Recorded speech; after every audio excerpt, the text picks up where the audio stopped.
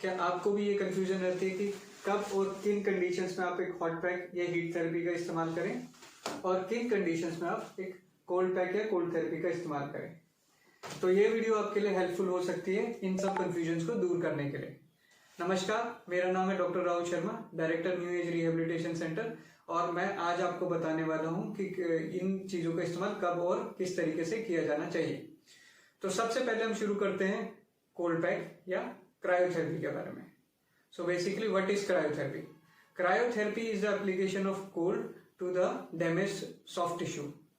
इसे हम कई तरीकों से यूज कर सकते हैं, जैसे कि एक कोल्ड पैक की हेल्प से, या फिर आइस क्यूब्स को भी हम यूज कर सकते हैं, जैसे कि हम एक कपड़े में रैप करके लगा सकते हैं, या फिर डायरेक्ट कोल्ड वाटर इमर्शन करके भी जो आपका डैमेज एरिया है उसको हम डायरेक्टली कोल्ड वाटर में इमर्स करके भी इसको यूज कर सकते हैं।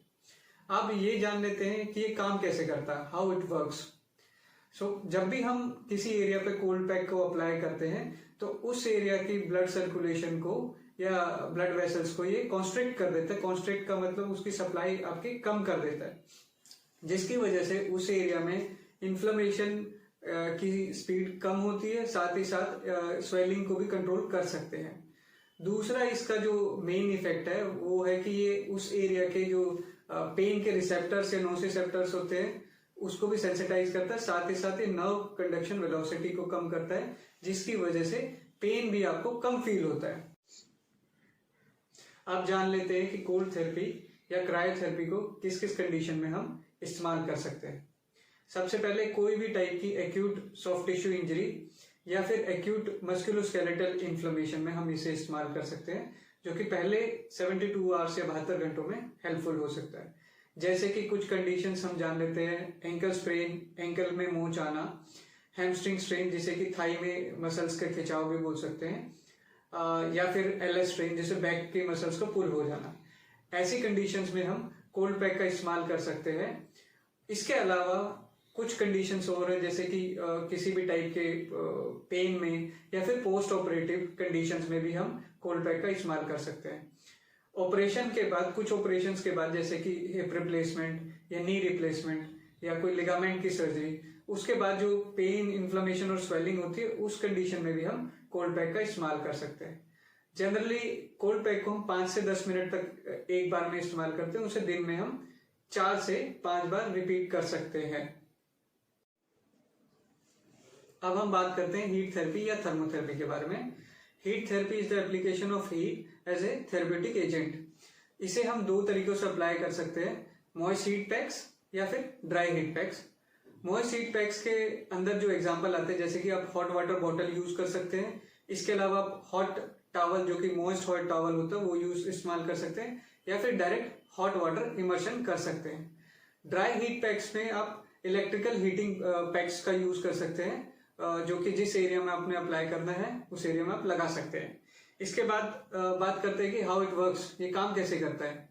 जिस एरिया में हम हॉट पैक का या हीट थेरेपी का इस्तेमाल करते हैं उस एरिया में वैसो डायलेटेशन होता है, मतलब ब्लड वेसल जो है वो खुल जाती है, डायलेट हो जाती है, जिसकी वजह से उस एरिया का सर्कुलेशन इंप्रूव होता है, उस एरिया की न्यूट्रिएंट सप्लाई और ऑक्सीजन सप्लाई बढ़ जाती है, जो कि हीलिंग को प्रमोट करने में मदद करती है। अब इसके इफेक्ट्स क्या हैं?